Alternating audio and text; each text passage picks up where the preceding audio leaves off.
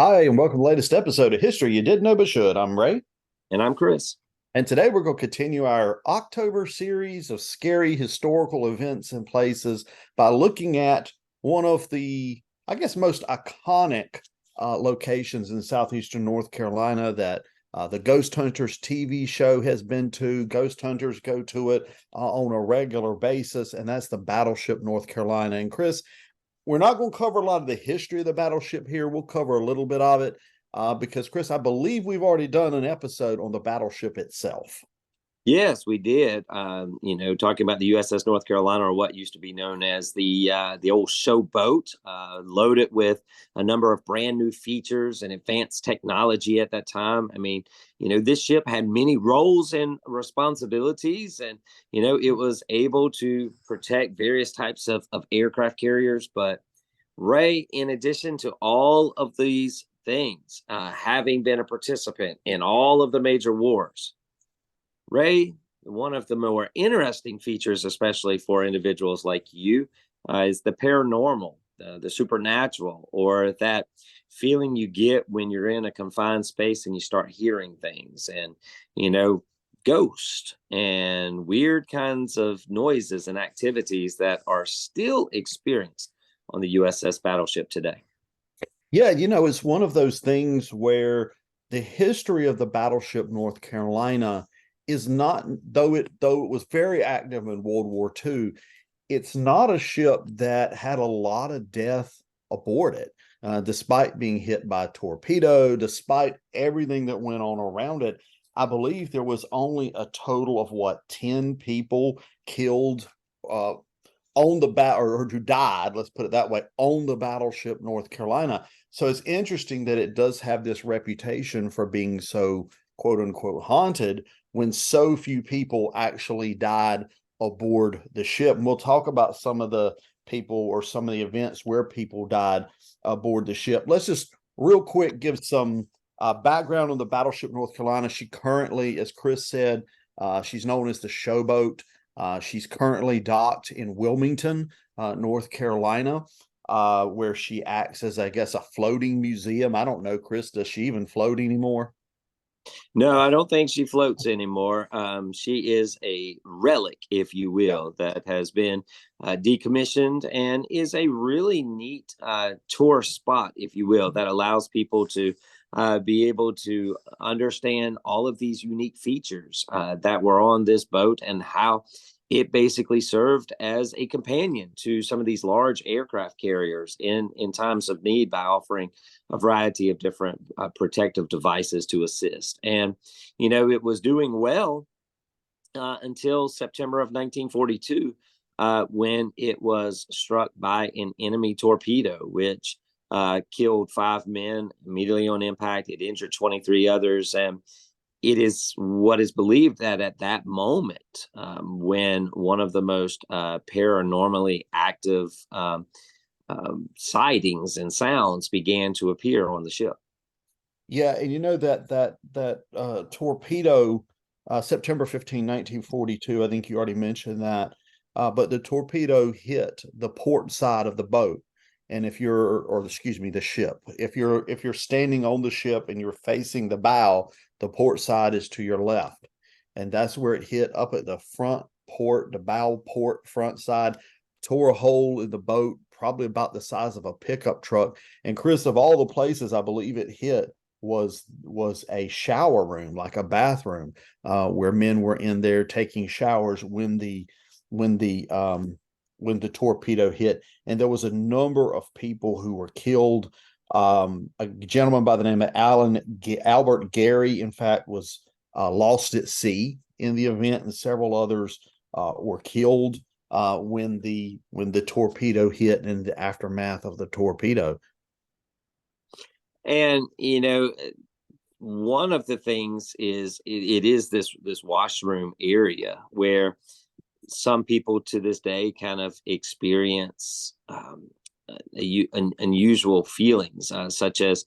hearing voices or a cold presence, and some even seeing objects move. And I recall one article that I think I read where it said that they saw these ghostly faces in the portholes of the ship. And Ray, I've toured that ship, and I remember having toured it after I had heard about this. And I think what was interesting to me about it is, I'm not that one that really, I guess, is big on paranormal stuff, right? But Ray, as I was touring that ship, even though I wasn't in that area, which is kind of closed off for tourists, it's a very tight ship.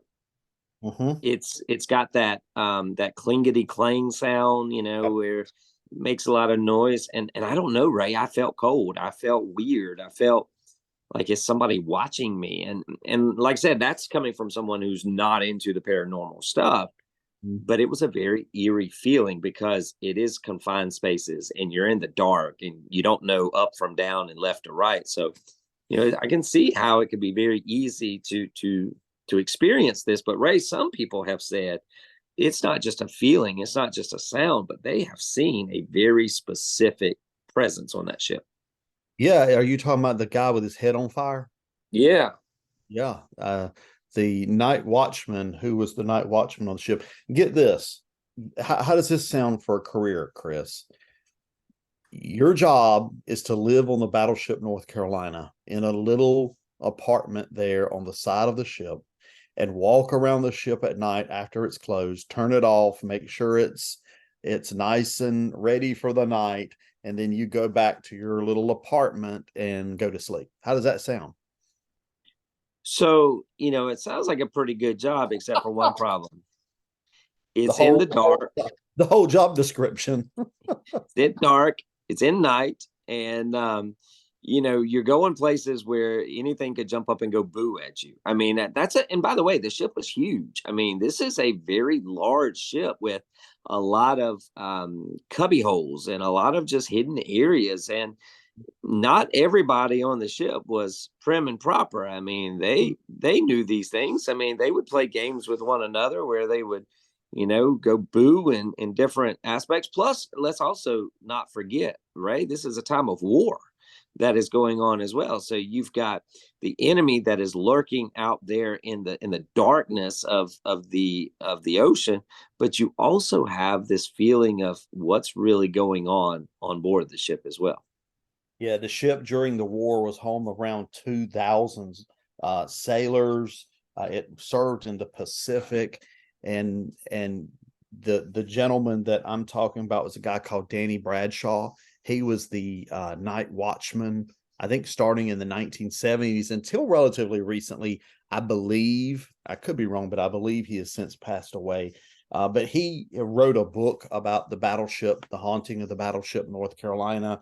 And he talks about how, there was, like he said, he believed there were two presences. Is that the way you say it? Yeah. Presences Yeah. on the boat. One was friendly or benign. The other one, he said, you just got a feeling of dread and of doom, and that something bad was getting ready to happen. He says the friend, one likes to sort of rattle things, cut off the lights, slam the doors. But he said the other one, when it's there, the temperature in the room just absolutely plummets, and you just know something bad is about to happen. And I'm not trying to throw water on the burning hair man, but one of the more I think active, burning hair man's probably the bad guy. I'm just thinking. probably so, one of the more active areas is the sick bay in Yeah. the surgical room. Well, I mean, yeah, a lot of bad things happen there in the sick room and in the surgical room. So I could see. I don't know. Does your brain play tricks on you at sometimes? Like somebody's going to tell you that there's weird feelings in the. I mean, hospital rooms are always cold. Yeah. Doctors' offices are always cold. I mean, so it's at these moments in which you're like, yeah, it's Well, you mentioned you've been on the battleship. I've taken students on tours of the battleship many, many times. Granted, it's always during the day.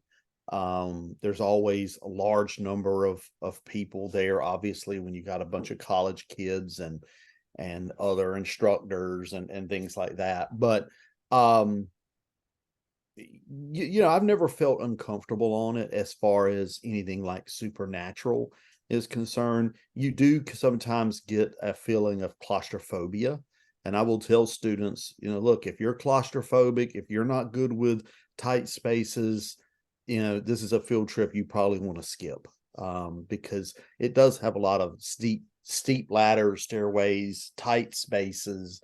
It's not a place for someone who is, claustrophobic. But when I'm thinking about going through the battleship and all the different locations on it, I can see where if it's dark outside or if you're by yourself, the settling of the steel of the ship in the water, especially as the sun sets, and the creaking that's going to create and everything else going on. I could see where your mind could really play tricks on you, and you could really scare the living bejeebies out of yourself. Yeah, and I believe, I mean, I don't remember. I was trying to look it up earlier. Don't they have like a ghost tour on the USS Battleship where I think there was even some time where you could spend the night on the USS Battleship. You pay a fee or whatever, you could sleep out there. Yeah. Like I just think when you know stuff, when you're aware of stuff, that it's one of those things that can really just all of a sudden just impact you to the point where it's like maybe there is something behind me. I mean, Ray, I've told you off the air before, I'm not riding on no hayride going through no woods. Even in May or June, I'm not going to do that because there's just I have this feeling. I don't know. Maybe I saw the what was it, the Jason movies or something, Yeah. Crystal Lake and all 1985. of that. Yeah, Yeah. Friday 13th. I don't know, but I just I know that there's been many people that have come and actually these paranormal experts, as you mentioned at the opening, who have stayed aboard and researched, and according to their evidence, there is Mhm. some kind of supernatural existence that's on there. And I don't think that it should deter people from going and visiting this icon, this very important artifact in American history, but it is something that just sparks a little extra interest for those who are truly the ghost hunters.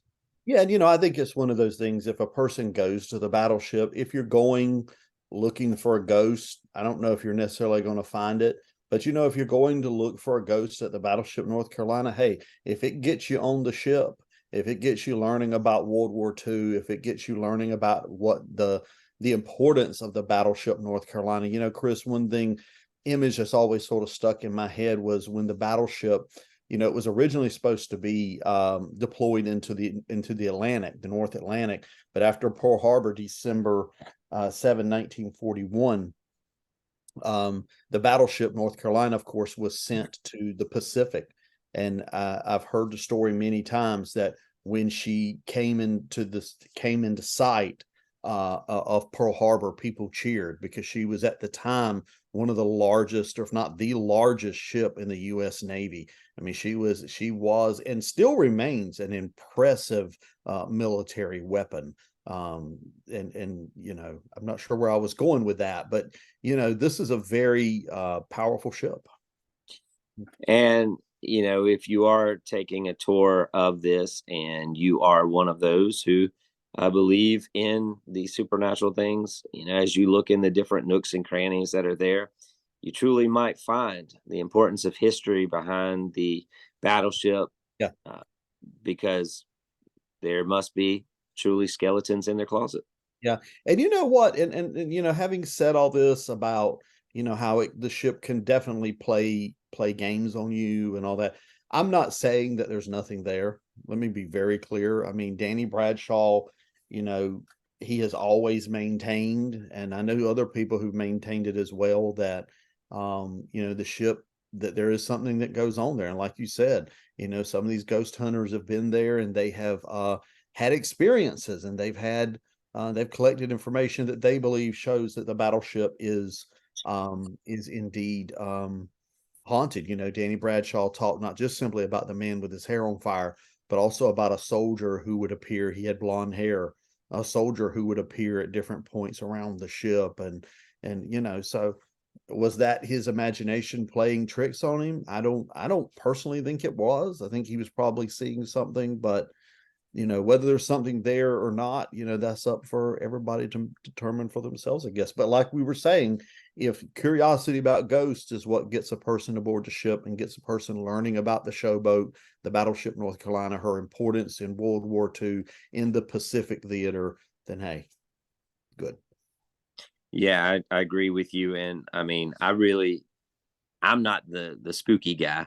You are, but already I'm enjoying the month of October and in the episodes that we've discussed previously. But also, we've got some real doozies that we're about to embark I'm, upon.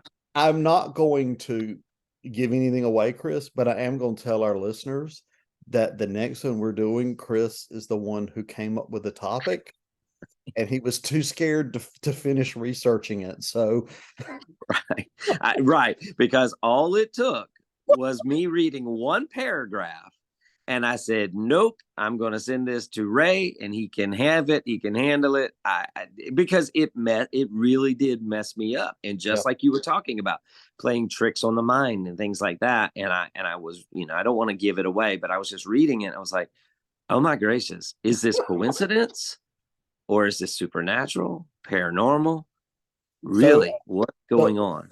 so on the next episode of the podcast, I will be hosting by myself. Well, I'll be there just from a long way away, and it will be plenty of light. We have to do this one during the day. During the day, yes, That's during the right. day with the doors open, the lights on, That's right. yeah, that. Well, listeners, I hope you've enjoyed this episode. Something a little different for the month of October. We did our series on the wives of Henry VIII, and once the month of October is over, we'll get back into more traditional history. But I think this is fun to do, Chris. Just sort of go off the beaten path a little bit and look at some of these people and places and events in American history where there is said to have been supernatural occurrences. So we hope our listeners are enjoying this. Share the podcast with your family and friends. Like us on Facebook, and we'll talk to you next time. Until then, I'm Ray. I'm Chris. Talk to you later.